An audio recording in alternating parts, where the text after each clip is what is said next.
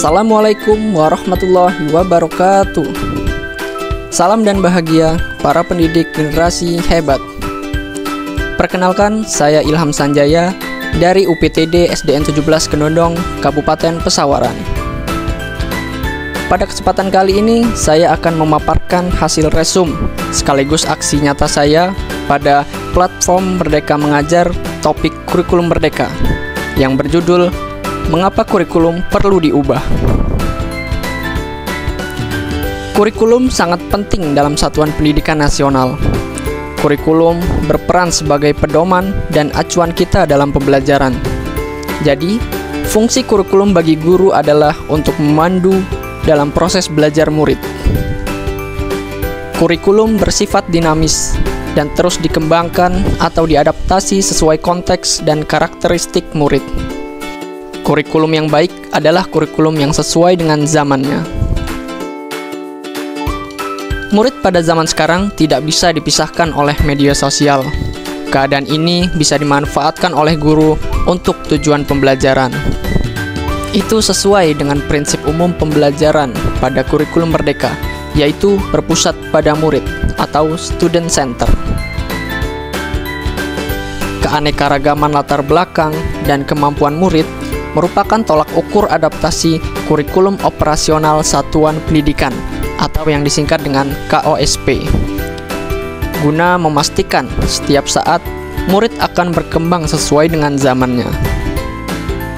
Dalam pembuatan KOSP, ada beberapa komponen yang harus diperhatikan: visi dan misi sekolah, tujuan sekolah, rencana pembelajaran, pengorganisasian pembelajaran, sistem pendampingan, evaluasi, dan pengembangan profesional, serta karakteristik satuan pendidikan. Dalam kurikulum Merdeka, ada beberapa prinsip umum pembelajaran yang harus diterapkan, yang bersifat student center. Yaitu yang pertama, mempertimbangkan kebutuhan capaian belajar murid. Yang kedua, membangun kapasitas belajar murid agar menjadi pembelajar sepanjang hayat. Yang ketiga, mendukung perkembangan kognitif dan karakter murid. Yang keempat, menyesuaikan konteks kehidupan murid. Dan yang kelima, mengarah pada masa depan yang berkelanjutan.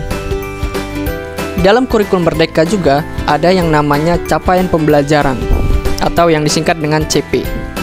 Capaian pembelajaran ini setara dengan KI dan KD pada kurikulum 13.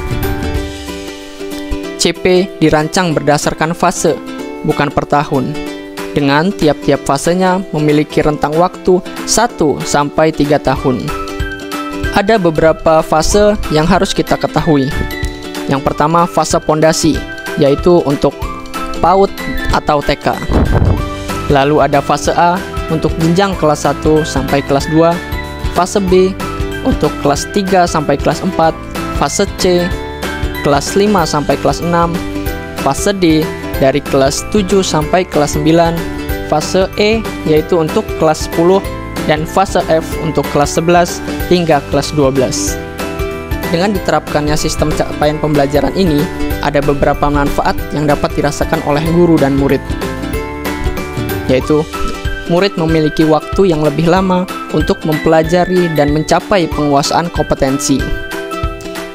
Pembelajaran lebih berfokus pada pengembangan kompetensi, bukannya untuk penuntasan konten. Konsep dasar penyusunan CP menggunakan teori konstruktivisme, yang artinya belajar merupakan proses membangun pengetahuan baru dan dilakukan oleh murid sendiri. Dan di dalam kurikulum Merdeka juga ada yang namanya profil pelajar Pancasila, yang dijabarkan dalam 6 dimensi, yaitu pertama, beriman bertakwa kepada Tuhan Yang Maha Esa dan berakhlak mulia. Yang kedua, berkebinekaan global. Yang ketiga, mandiri. Keempat, bergotong royong. Kelima, bernalar kritis. Dan 6, kreatif. Profil pelajar Pancasila dapat diwujudkan dengan kerjasama seluruh komponen satuan pendidikan dan dibangun terus-menerus dari fase pondasi hingga fase F. Kegiatan belajar sehari-hari murid juga harus terkait dengan ke-6 dimensi tersebut, struktur pada kurikulum Merdeka. Yang pertama, intrakurikuler. Yang kedua, ekstrakurikuler. Dan ketiga, profil pelajar Pancasila. Ada beberapa perubahan utama dalam struktur kurikulum Merdeka, yaitu pada intrakurikuler, pada jenjang PAUD, kegiatan bermain berbasis literasi, numerasi, agama, moral, dan sebagainya. Pada jenjang SD, mata pelajaran IPA di PS dilebur menjadi satu, menjadi IPAS. Pada jenjang SMP, terdapat penambahan mata pelajaran informatika. Pada jenjang SMA, terdapat program peminatan untuk menunjang pendidikan selanjutnya. Pada jenjang SMK, terdapat penambahan mata pelajaran vokasi dan prakarya. Dan yang terakhir yaitu pada jenjang SLB, CP berbeda-beda sesuai dengan usia mental siswa. Selanjutnya, perubahan utama pada struktur kurikulum Merdeka adalah terdapatnya proyek profil pelajar Pancasila. Dalam proyek profil pelajar Pancasila ada beberapa tema yang dapat kita pilih, yaitu sebagai berikut: gaya hidup berkelanjutan, kearifan lokal, Bhinneka Tunggal Ika, bangunlah jiwa dan raganya, suara demokrasi, rekayasa dan teknologi untuk membangun NKRI, dan kewirausahaan. Demikian pemaparan hasil resum sekaligus aksi nyata saya pada platform Merdeka Mengajar pada topik kurikulum Merdeka yang saya dapatkan dan saya pahami. Semoga bermanfaat. Saya akhiri. Assalamualaikum warahmatullahi wabarakatuh.